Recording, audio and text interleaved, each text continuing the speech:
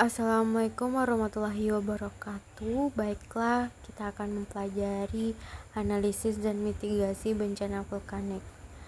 Bencana vulkanik merupakan salah satu fenomena yang dapat membawa dampak besar bagi masyarakat dan lingkungan sekitar.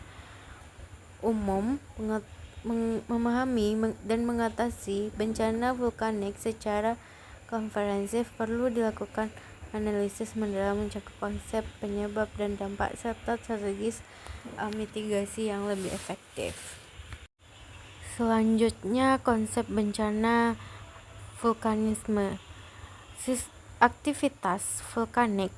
Bencana vulkanik terjadi aktivitas vulkanik, yaitu proses geologi di mana magma, gas, dan material padat dari dalam bumi dikeluarkan melalui lubang erupsi atau kawah Gunung Merapi.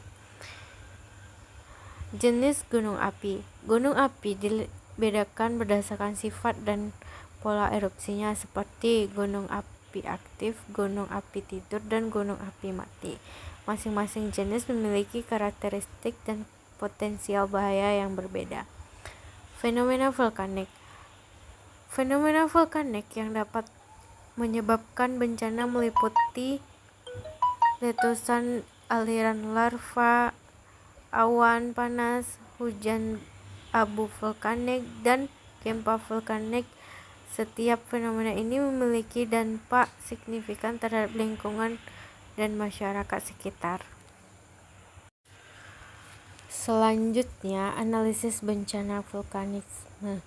Identifikasi daerah rawan. Analisis bencana vulkanisme diawali dengan mengaktifkan daerah-daerah yang berada di sekitar gunung api aktif dan memiliki potensial berdampak, dan pemetaan zona bahaya vulkanik sangat penting untuk mengetahui area-area yang diwaspadai.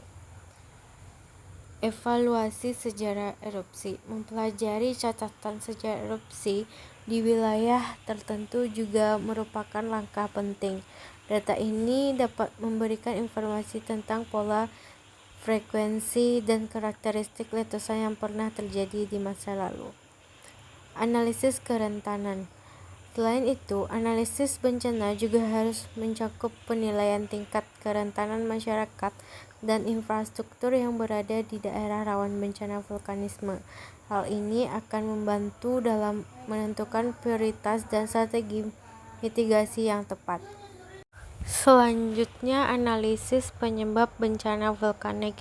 Yang pertama, tektonik lempeng. Salah satu penyebab utama bencana vulkanik adalah aktivitas tektonik lempeng, yaitu pergerakan dan interaksi lempeng-lempeng gerak bumi yang membentuk gunung.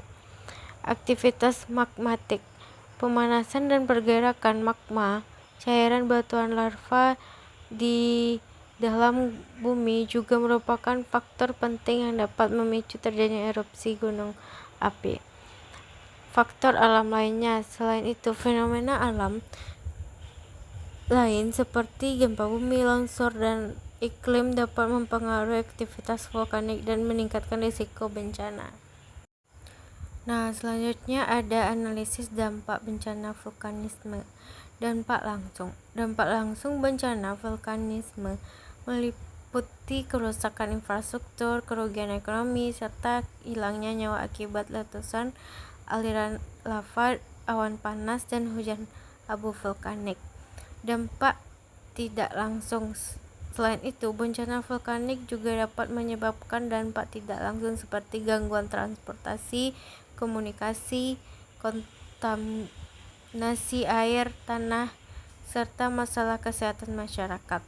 Dampak jangka panjang. Dalam jangka panjang, erupsi Gunung Merapi dapat mengubah landscape dan ekosistem sekitar, serta menimbulkan krisis sosial, ekonomi, dan lingkungan yang berkelanjutan.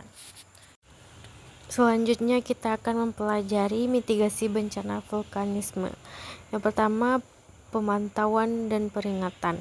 Upaya mitigasi dimulai dengan pemantauan aktivitas vulkanik secara intensif dan pengembangan sistem peringatan dini yang efektif. Perencanaan kesiapsiagaan.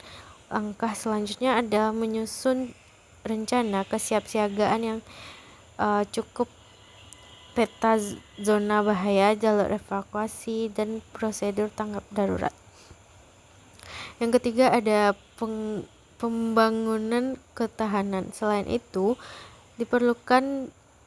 dilakukan upaya membangun ketahanan masyarakat melalui peningkatan kesadaran, pelatihan, dan pengembangan infrastruktur tangguh bencana. Nah, itulah materi kita pada hari ini mengenai bencana vulkanisme. Baiklah, assalamualaikum warahmatullahi wabarakatuh.